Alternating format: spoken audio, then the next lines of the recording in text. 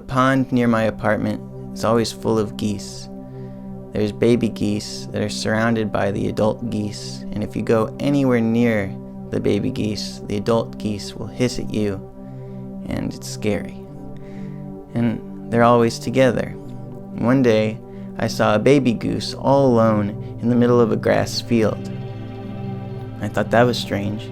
This baby goose is fully awake, fully conscious, looking around, just kind of chilling there, without the rest of its flock anywhere nearby, anywhere in sight. Just seemed so wrong. So I walked up to the goose. Wasn't scared of me at all, at least as far as I could tell. Wasn't moving, was just sitting there, staring at me. I get closer and closer, and the goose is just as calm as ever.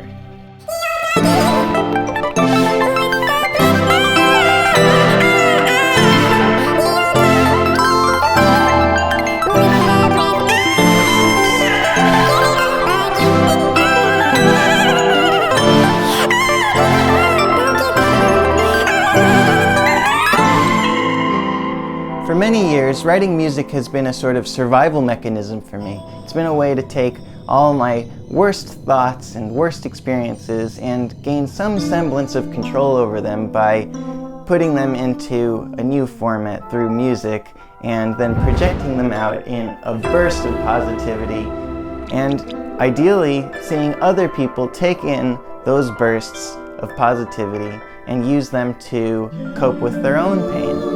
And this year has been no different. 2020 has... I've been trying to experiment with a lot of stuff, but the most useful experiments this year have been with fake guitar, vaporwave, or using vaporwave techniques on my own music.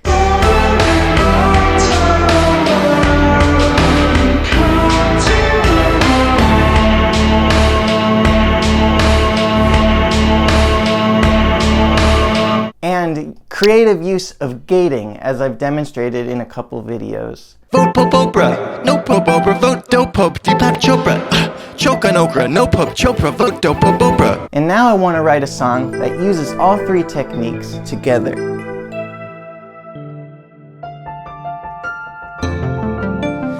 Laying down keys in a retro style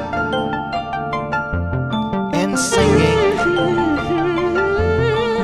Can I be bold enough to ask for things from you? Slowing down to be bold enough to ask for things from you. It's being and you're not just a gift for me to open.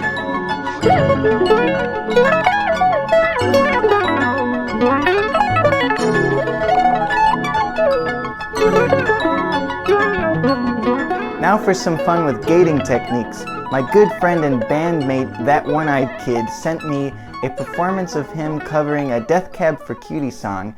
And if heaven and hell decide that they both are satisfied, illuminate the nose on their vacancy signs. We're going to use that as our source material for some mangling and gating and bang-fangling and dang-dangling. And if there's no one beside you when your soul embarks, I'll follow you into the dark. Oh, Ben is my best friend. I'll follow.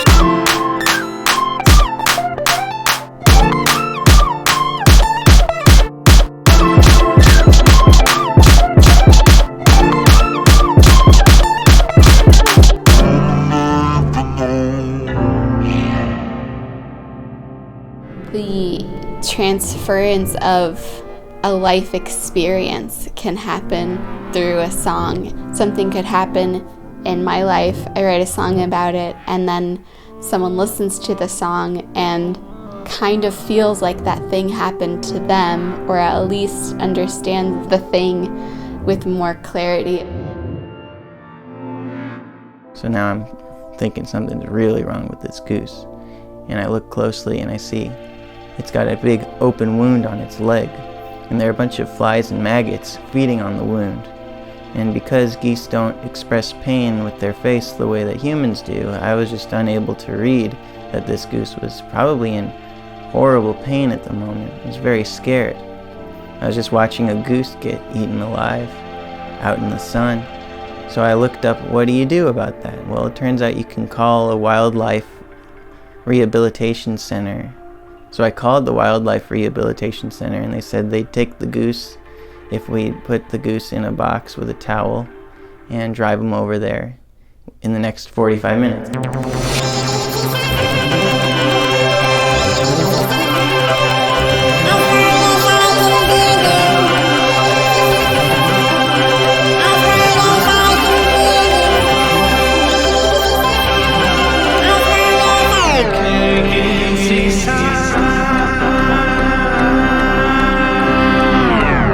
I'll think of you. So Jessica came over and we put the goose in a box. Didn't try to bite. It practically weighed nothing. I'm sitting there in the back seat of the van with the goose in the box, just watching it going through hell. It's scared. It's confused. It's obviously in pain. The goose would try to stand up and flap its wings, and its feathers would come off like dust and fill the van with this smell. When we finally arrived, pretty much as soon as we arrived, the goose died.